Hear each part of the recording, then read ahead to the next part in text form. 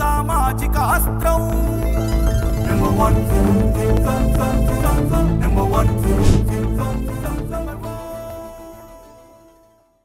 మావోయిస్టులు ఈ పదం పేదలకు కొండంత అండ, పెత్తందారులకు పెద్ద గుదిబండ, బడుగులకు బలహీనులకు చదువురాని అమాయక గిరిజన ఆదివాసీయులకు వారంతా ప్రత్యక్ష దేవుళ్ళు.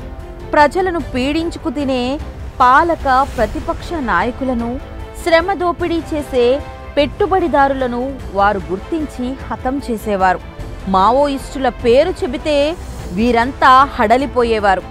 మావోయిస్టులకు ఇదంతా గతకాల వైభవమనే చెప్పాలి.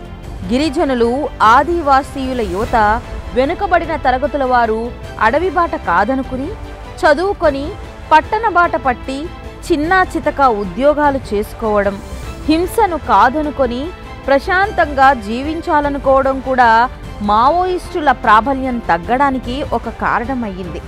మావోయిస్టుల ఉద్యమ ప్రారంభం నుంచి నేటి పతనం వరకు దారితీసిన పరిస్థితులపై ఈ వారం వీకెండ్ వాయిస్ బై ఎంఎస్ఆర్. ఇప్పుడంటే సామాజిక చైతన్యం పెరిగి నేటి యువత తమ సమస్యలను తామే పరిష్కరించుకోవడం, అన్యాయం చేసిన వారిని ఎదిరించే బలం లేకపోతే పోలీసులను, న్యాయస్థానాలను ఆశ్రయించడం జరుగుతుంది. ఒకప్పుడు ఇవేమీ ఉండేవి కావు. అమాయక ప్రజలు పోలీస్ స్టేషన్ మెట్లు ఎక్కేవారు కాదు. ఇక న్యాయస్థానాల ఊసే లేదు. అటువంటి సమయంలో అడవి నుంచి అన్నలు వచ్చేవారు. మారుమూల పల్లెల్లో రచ్చబండ కార్యక్రమాలు పెట్టేవారు. అక్కడ అన్యాయానికి గురైన ప్రజలు తమ గోడు వెళ్లబోసుకునేవారు. శృతిమించి ప్రవర్తించే వారికి అన్నల నుంచి హెచ్చరికల లేఖలు వెళ్లేవి. అప్పటికి మాట వినకపోతే పథకం రచించి వారిని మట్టుబెట్టేవారు. అమాయక ప్రజలు అన్నలు చేసే పనులను చూసి అది హీరోయిజం అనుకునేవారు. తాము కూడా పేదల పక్షాన తుపాకీ పట్టి పోరాడితే తమను ప్రజలు అలానే చూస్తారని భావించి అన్నలను వేడుకొని అడవి బాట పట్టేవారు. తాడిత, పీడిత, బడుగు, బలహీన పక్షాల తరపున పోరు మొదలయ్యింది. నక్సల్ ఉద్యమం ప్రధానంగా 1967లో పశ్చిమ బెంగాల్లోని నక్సల్ బరిలో ప్రారంభమైంది. చారు మజుందార్, కానా సన్యాల్ మరియు జంగల్ సంతాల్ల నాయకత్వంలో ఇది ఒక సాయుధ రైతాంగ తిరుగుబాటుగా మొదలయ్యింది. ఆంధ్రప్రదేశ్లోని శ్రీకాకుళం జిల్లాలో కూడా అదే సమయంలో ఒక రైతాంగ తిరుగుబాటు జరిగింది. ఇది తరువాతి కాలంలో ఈ ఉద్యమానికి ముఖ్యమైన ప్రేరణగా నిలిచింది.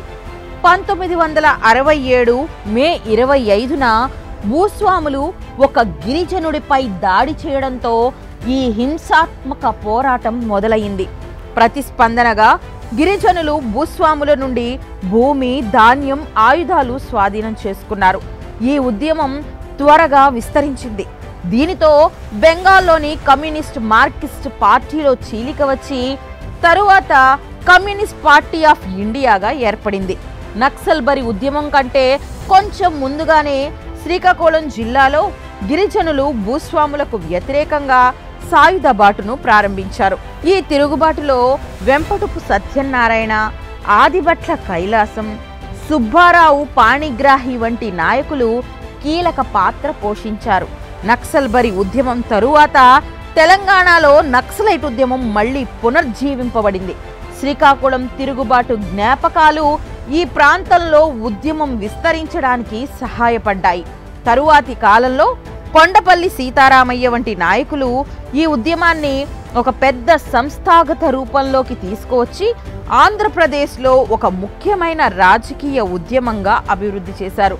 స్వాతంత్రం వచ్చిన 2 దశాబ్దాల తరువాత కూడా భూ సంస్కరణలు సరిగ్గా జరగకపోవడం, భూస్వాముల ఆధిపత్యం, పేద రైతులు మరియు గిరిజనులపై దోపిడీ, ఆర్థిక అసమానతలు నక్సల్ ఉద్యమానికి ప్రధాన కారణాలు.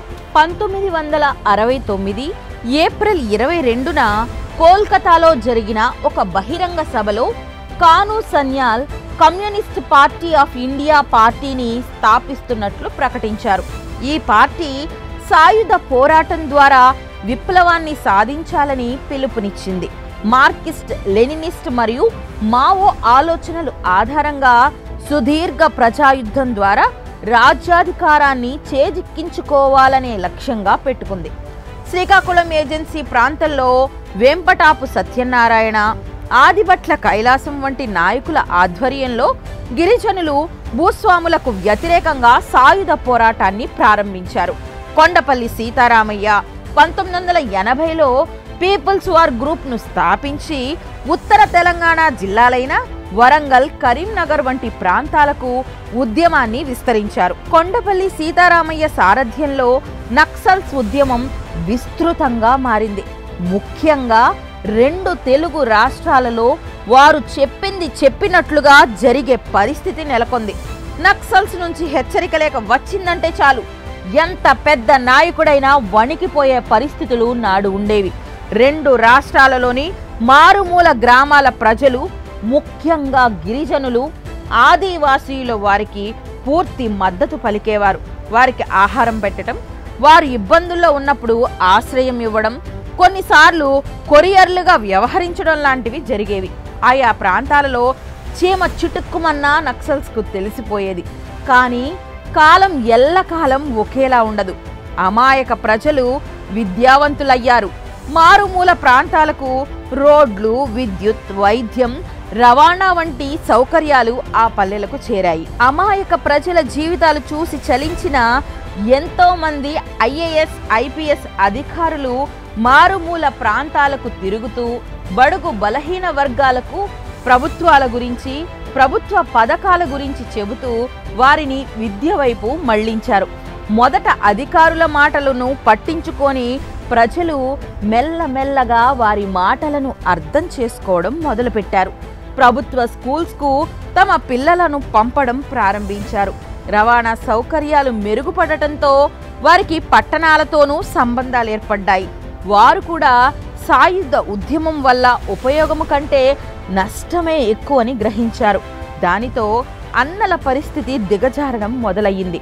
ఒకప్పుడు దక్షిణాది రాష్ట్రాలతో పాటు ఉత్తర భారతంలో పశ్చిమ బెంగాల్, ఒరిస్సా, ఛత్తీస్గఢ్ లాంటి రాష్ట్రాలలో ఎక్కువ ప్రాంతాలలో సమాంతర ప్రభుత్వం నడిపించి శాసించిన నక్సల్స్ ఉద్యమం మసకబారడం మొదలయ్యింది.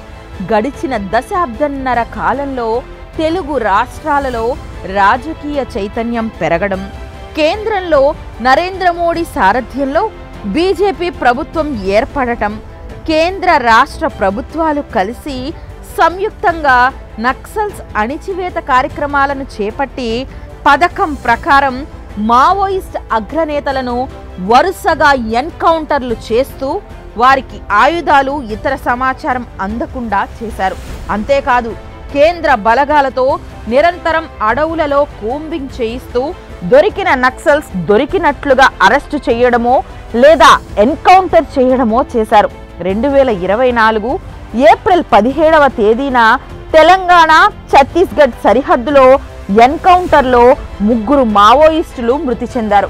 ఎన్కౌంటర్ సందర్భంగా ఒక AK-47 గన్, పేలుడు పదార్థాలను పోలీసులు, భద్రతా బలగాలు స్వాధీనం చేసుకున్నాయి. ములుగు జిల్లా వెంకటాపురంలోని కర్రిగుట్ట ప్రాంతంలో భద్రతా బలగాలు, మావోయిస్టులకు మధ్య ఎదురు కాల్పులు జరిగాయి.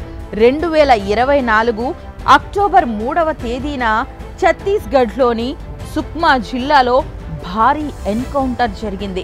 చింతకుప్ప పోలీస్ స్టేషన్ పరిధిలోని బొత్తల్లంక, ఎర్రపల్లి అటవీ ప్రాంతంలో నక్సల్స్ ఆపరేషన్లో పాల్గొన్న సైనికులపై నక్సల్స్ కాల్పులు జరిపారు.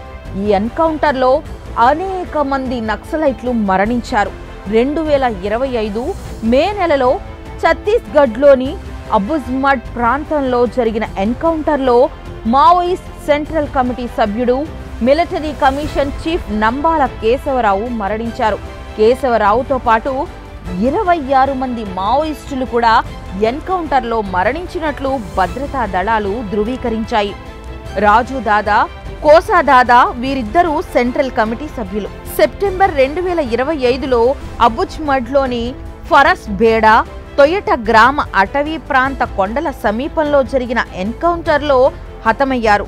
పోతుల పద్మావతి, మల్లోజుల వేణుగోపాలరావు, రూపేష్, భాస్కర్, రణిత, రాజు సలాం, దన్ను వెట్టి, ముఖేష్ లాంటి మావోయిస్టు అగ్రనేతలు ఆయుధాలను వీడి పోలీసులకు లొంగిపోయారు. అంతేకాదు మల్లోజుల లాంటి నేత అడవులలో ఉన్న ఇతర మావోయిస్టులకు లేఖ కూడా రాశారు.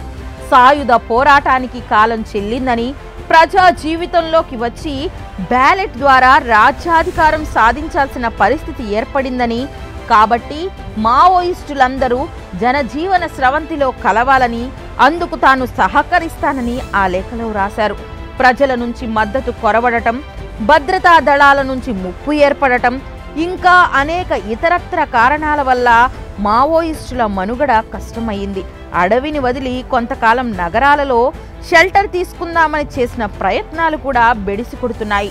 నవంబర్ నెల 17వ తేదీన విజయవాడ, ఏలూరు, కాకినాడ, అల్లూరు జిల్లా, రావులపాలెం వంటి ప్రాంతాలలో షెల్టర్ తీసుకుంటున్న దాదాపు 50 మందికి పైగా మావోయిస్టులను వారి వద్ద ఉన్న ఆయుధాలతో సహా పోలీసులు పట్టుకున్నారు. ఎటువంటి రక్తపాతం లేకుండా, ఘర్షణ లేకుండా ఇంటెలిజెన్స్, గ్రే హౌండ్స్, సివిల్ పోలీసులు సమన్వయంతో చేపట్టిన ఈ ఆపరేషన్ విజయవంతమయ్యింది. మావోయిస్టుల ఉద్యమాన్ని అణిచివేయడానికి ఎంతో మంది సాయుధ పోలీసులు అమరులయ్యారు. ఎంతో మంది ఉన్నతాధికారులు ప్రాణాలు పోగొట్టుకున్నారు. హింస నుంచి ప్రజలను తప్పించి ప్రజా జీవితంలో మావోయిస్టులు కలిసిపోయేలా చేసేందుకు ప్రభుత్వాలు, పోలీసులు చేసిన కృషి అనన్య సామాన్యం. అనితర సాధ్యమనుకున్నది సాధ్యం చేసి చూపించాయి భద్రతా దళాలు. నక్సల్స్ ఉద్యమం ఆనాటి కాల పరిస్థితులు తగినదేమో కానీ రోజు రోజుకు మారుతున్న సాంకేతిక పరిజ్ఞానం, మారుతున్న మనిషి ఆధునిక జీవన శైలికి ఏ మాత్రం పొత్తు కుదరదు. పిడివాదనతో సాగుతున్న మావోయిస్టులు ఇప్పటికీ ఉన్నారు.